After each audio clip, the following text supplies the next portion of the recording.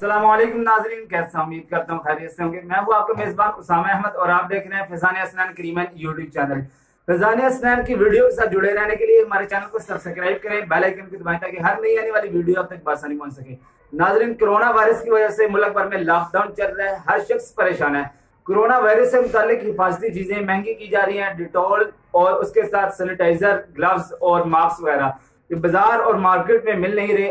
अल्लाह ताला से दुआ है अल्लाह ताला मुल्क पाकिस्तान में रहने वाले हर शख्स को इस मुज़र बीमारी से महफूज रखे।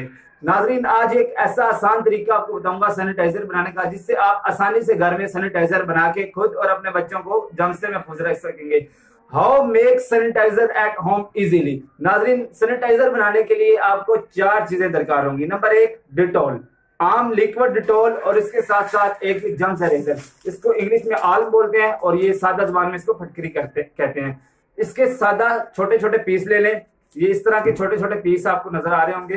छोटे छोटे इस तरह के 3 पीस ले लें या 2 पीस ले लें। तो ये 1 पानी की बोतल, 1.5 लीटर पानी की आम सादा पानी की बोतल, इसके अंदर ये जम्स इरेजर 2 पीस ये डालें और 2 कैप ये डिटॉल लिक्विड के डाल दें। और चौथी चीज आपको इसके साथ चाहिए शावर। इसके ऊपर कैप की जगह पे शावर लगाएं।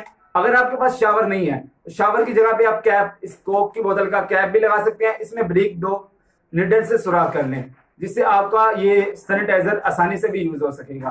तो नाजरीन, ये सैनिटाइजर आपका तैयार है।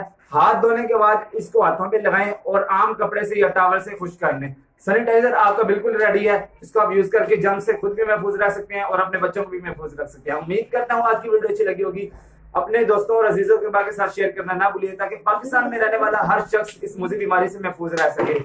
अल्लाह ताला से दुआ है अल्लाह ताला मुल्क पाकिस्तान में रहने वाले हर शख्स को इससे महफूज रखे। अपने दोस्तों के साथ शेयर करना ना भूलिए और इस वीडियो को ज्यादा से ज्यादा शेयर कीजिए ताकि हमारे पैगाम सब दोस्तों तक पहुंच सके। अस्सलाम वालेकुम।